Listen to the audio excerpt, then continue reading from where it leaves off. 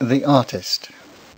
One evening there came into his soul the desire to fashion an image of the pleasure that abideth for a moment. And he went forth into the world to look for bronze, for he could think only in bronze. But all the bronze of the whole world had disappeared, nor anywhere in the whole world was there any bronze to be found, save only the bronze of the image of the sorrow that endureth for ever. Now this image he had himself, and with his own hands, fashioned, and had set it on the tomb of the one thing he had loved in life. On the tomb of the dead thing he had most loved had he set this image of his own fashioning, that it might serve as a sign of the love of man that dieth not, and a symbol of the sorrow of man that endureth for ever. And in the whole world there was no other bronze, save the bronze of this image. And he took the image he had fashioned, and set it in a great furnace, and gave it to the fire. And out of the bronze of the image of the sorrow that endureth for ever, he fashioned an image of the pleasure that abideth for a moment. The doer of good.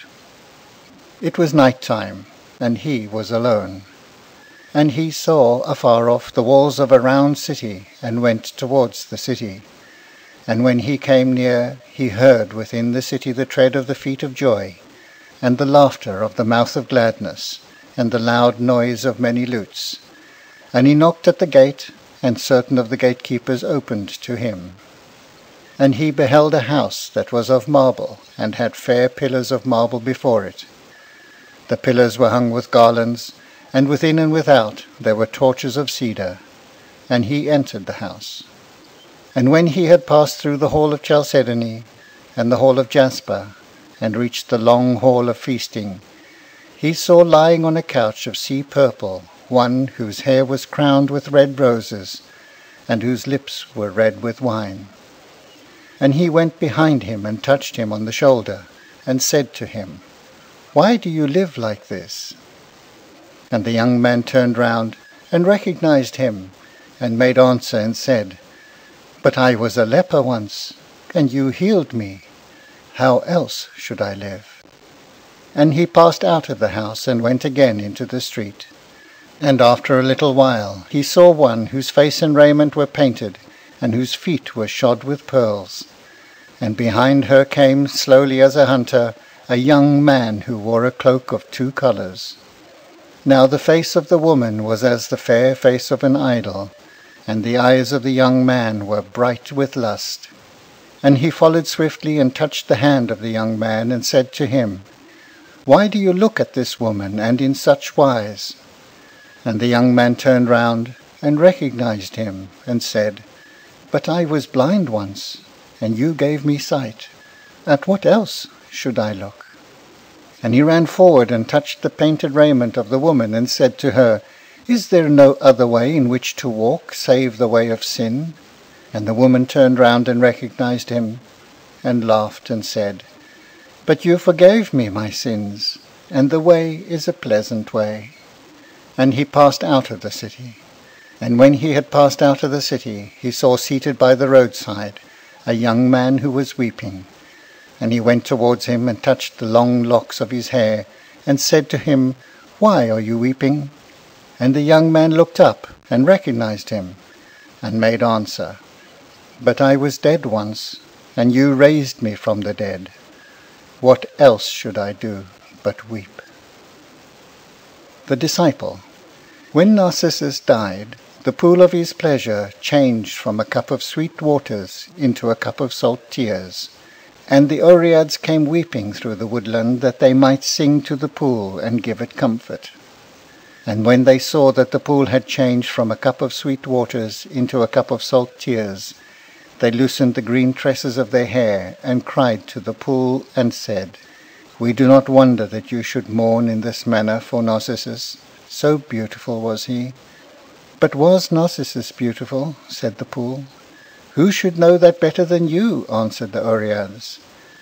"Us did he ever pass by, but you he sought for, and would lie on your banks and look down at you, and in the mirror of your waters he would mirror his own beauty. And the pool answered, But I loved Narcissus, because as he lay on my banks and looked down at me, in the mirror of his eyes I saw ever my own beauty mirrored. The Master. Now, when the darkness came over the earth, Joseph of Arimathea, having lighted a torch of pine wood, passed down from the hill into the valley, for he had business in his own home. And kneeling on the flint stones of the valley of desolation, he saw a young man who was naked and weeping. His hair was the colour of honey, and his body was as a white flower. But he had wounded his body with thorns, and on his hair he had set ashes as a crown. And he who had great possessions said to the young man who was naked and weeping, I do not wonder that your sorrow is so great, for surely he was a just man. And the young man answered, It is not for him that I am weeping, but for myself. I too have changed water into wine, and I have healed the leper and given sight to the blind. I have walked upon the waters, and from the dwellers in the tombs I have cast out devils. I have fed the hungry in the desert where there was no food, and I have raised the dead from their narrow houses, and at my bidding and before a great multitude of people a barren fig tree withered away. All things that this man has done, I have done also, and yet they have not crucified me. The House of Judgment. And there was silence in the house of judgment, and the man came naked before God. And God opened the book of the life of the man. And God said to the man, Thy life hath been evil, and thou hast shown cruelty to those who were in need of succour. And to those who lacked help thou hast been bitter and hard of heart. The poor called to thee, and thou didst not hearken. And thine ears were closed to the cry of my afflicted. The inheritance of the fatherless thou didst take unto thyself, and thou didst send the foxes into the vineyards of thy neighbour's field. Thou didst take the bread of the children, and give it to the dogs to eat. And my lepers who live in the marshes, and were at peace, and praised me, thou didst drive forth unto the highways.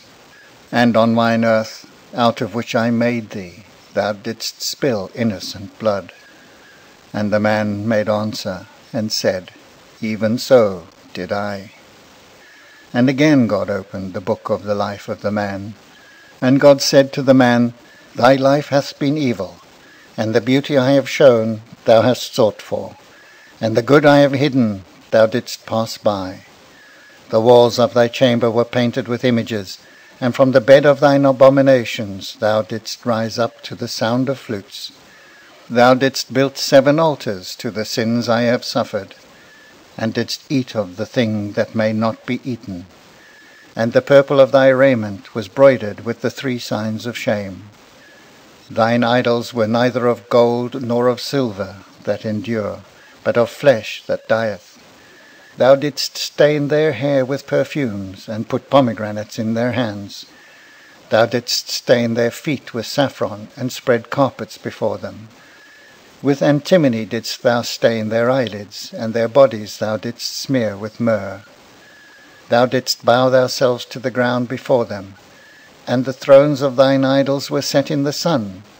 Thou didst show to the sun thy shame, and to the moon thy madness. And the man made answer and said, Even so did I. And a 3rd time God opened the book of the life of the man. And God said to the man, Evil hath been thy life, and with evil didst thou requite good, and with wrongdoing kindness. The hands that fed thee thou didst wound, and the breasts that gave thee suck thou didst despise. He who came to thee with water went away thirsting, and the outlawed men who hid thee in their tents at night thou didst betray before dawn. Thine enemy who spared thee thou didst snare in an ambush, and the friend who walked with thee thou didst sell for a price, and to those who brought thee love thou didst ever give lust in thy turn. And the man made answer and said, Even so did I. And God closed the book of the life of the man, and said, Surely I will send thee into hell, even into hell will I send thee. And the man cried out, Thou canst not. And God said to the man, Wherefore can I not send thee to hell, and for what reason? Because in hell have I always lived, answered the man. And there was silence in the house of judgment. And after a space God spake, and said to the man, Seeing that I may not send thee into hell, surely I will send thee unto heaven. Even unto heaven will I send thee. And the man cried out, Thou canst not. And God said to the man, Wherefore can I not send thee unto heaven, and for what reason? Because never, and in no place, have I been able to imagine it, answered the man. And there was silence in the house of judgment. The teacher of wisdom. From his childhood he had been as one filled with the perfect knowledge of God. And even while he was yet but a lad, many of the saints, as well as certain holy women who dwelt in the free city of his birth, had been stirred to much wonder by the grave wisdom of his answers. And when his parents had given him the robe and the ring of manhood, he kissed them and left them and went out into the world, that he might speak to the world about God. For there were at that time many in the world who either knew not God at all, or had but an incomplete knowledge of him, or worshipped the false gods who dwell in groves and have no care of their worshippers. And he set his face to the sun and journeyed, walking without sandals, as he had seen the saints walk, and carrying at his girdle a leathern wallet and a little water bottle of burnt clay. And as he walked along the highway, he was full of the joy that comes from the perfect knowledge of God, and he sang praises unto God without ceasing. And after a time he reached a strange land in which there were many cities. And he passed through 11 cities, and some of these cities were in valleys, and others were by the banks of great rivers, and others were set on hills. And in each city he found a disciple who loved him and followed him, and a great multitude also of people followed him from each city. And the knowledge of God spread in the whole land. And many of the rulers were converted, and the priests of the temples in which there were idols found that half of their gain was gone. And when they beat upon their drums at noon, none, or but a few, came with peacocks and with offerings of flesh, as had been the custom of the land before his coming. Yet the more the people followed him, and the greater the number of his disciples, the greater became his sorrow. And he knew not why his sorrow was so great. For he spake ever about God, and out of the fullness of that perfect knowledge of God, which God had himself given to him. And one evening he passed out of the 11th city, which was a city of Armenia. And his disciples and a great crowd of people followed after him. And he went up unto a mountain, and sat down on a rock that was on the mountain. And his disciples stood around him, and the multitude knelt in the valley. And he bowed his head on his hands and wept, and said to his soul, Why is it that I am full of sorrow and fear, and that each of my disciples is an enemy that walks in the noonday? And his soul answered him and said, God filled thee with the perfect knowledge of himself, and thou hast given this knowledge away to others. The pearl of great price thou hast divided, and the vesture without seam thou hast parted asunder. He who giveth away wisdom robbeth himself. He is as one who giveth his treasure to a robber. Is not God wiser than thou art? Who art thou to give away the secret that God hath told thee? I was rich once, and thou hast made me poor. Once I saw God, and now thou hast hidden him from me. And he wept again, for he knew that his soul spake truth to him, and that he had given to others the perfect knowledge of God, and that he was as one clinging to the skirts of God, and that his faith was leaving him by reason of the number of those who believed in him. And he said to himself, I will talk no more about God. He who giveth away wisdom robbeth himself. And after the space of some hours his disciples came near him, and bowed themselves to the ground, and said, Master, talk to us about God, for thou hast the perfect knowledge of God, and no man save thee hath this knowledge. And he answered them and said, I will talk to you about all other things that are in heaven and on earth, but about God I will not talk to you. Neither now nor at any time will I talk to you about God." And they were wroth with him, and said to him, "Thou hast led us into the desert, that we might hearken to thee. Wilt thou send us away hungry, and the great multitude that thou hast made to follow thee?" And he answered them and said, "I will not talk to you about God." And the multitude murmured against him, and said to him, "Thou hast led us into the desert, and hast given us no food to eat. Talk to us about God, and it will suffice us." But he answered them not a word, for he knew that if he spake to them about God, he would give away his treasure. And his disciples went away sadly, and the multitude of people returned to their own homes, and many died on the way.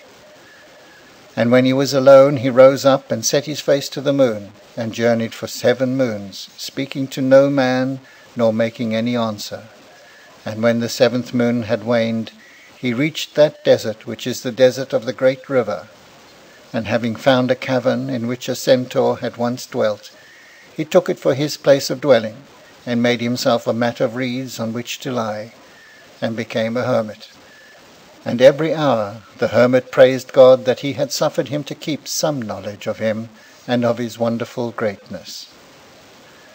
Now one evening, as the hermit was seated before the cavern in which he had made his place of dwelling, he beheld a young man of evil and beautiful face, who passed by in mean apparel and with empty hands.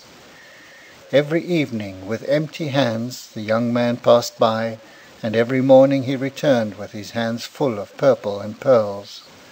For he was a robber, and robbed the caravans of the merchants. And the hermit looked at him and pitied him, but he spake not a word, for he knew that he who speaks a word loses his faith. And one morning, as the young man returned with his hands full of purple and pearls, he stopped and frowned, and stamped his foot upon the sand, and said to the hermit, "Why do you look at me ever in this manner as I pass by? What is it that I see in your eyes? For no man has looked at me before in this manner. And the thing is a thorn and a trouble to me." And the hermit answered him and said, "What you see in my eyes is pity. Pity is what looks out at you from my eyes." And the young man laughed with scorn, and cried to the hermit in a bitter voice, and said to him, "I have purple and pearls in my hands, and you have but a mat of reeds on which to lie. What pity should you have for me, and for what reason have you this pity?" "I have pity for you," said the hermit, "because you have no knowledge of God." "Is this knowledge of God a precious thing?" asked the young man, and he came close to the mouth of the cavern. "It is more precious than all the purple and the pearls of the world," answered the hermit. "And have you got it?" said the young robber, and he came closer still. "Once, indeed," answered the hermit, "I possessed the perfect knowledge of God. But in my foolishness I parted with it, and divided it amongst others. Yet even now is such knowledge that remains to me more precious than purple or pearls." And when the young robber heard this, he threw away the purple and pearls that he was bearing in his hands, and drawing a sharp sword of curved steel, he said to the hermit, "Give me forthwith this knowledge of God that you possess, or I will surely slay you. Wherefore should I not slay him who has a treasure greater than my treasure?" And the hermit spread out his arms and said, "Were it not better for me to go unto the uttermost courts of God, and praise him, than to live in the world and have no knowledge of him? Slay me, if that be your desire, but I will not give away my knowledge of God." And the young robber knelt down and besought him, but the hermit would not talk to him about God, nor give him his treasure. And the young robber rose up and said to the hermit, "Be it as you will. As for myself, I will go to the city of the 7 sins, that is but 3 days' journey from this place. And for my purple they will give me pleasure, and for my pearls they will sell me joy." And he took up the purple and the pearls, and went swiftly away. And the hermit cried out, and followed him, and besought him, For the space of 3 days he followed the young robber on the road, and entreated him to return, nor to enter into the city of the 7 sins. And ever and anon the young robber looked back at the hermit, and called to him, and said, Will you give me this knowledge of God, which is more precious than purple and pearls? If you will give me that, I will not enter the city. And ever did the hermit answer, All things that I have I will give thee, save that one thing. For that thing is not lawful for me to give away. And in the twilight of the 3rd day they came nigh to the great scarlet gates of the city of the 7 sins. And from the city there came the sound of much laughter. And the young robber laughed in answer, and sought to knock at the gates. And as he did so, the hermit ran forward and caught him by the skirts of his raiment, and said to him, Stretch forth thy hands, and set your arms about my neck, and put your ear close to my lips, and I will give you what remains to me of the knowledge of God. And the young robber stopped.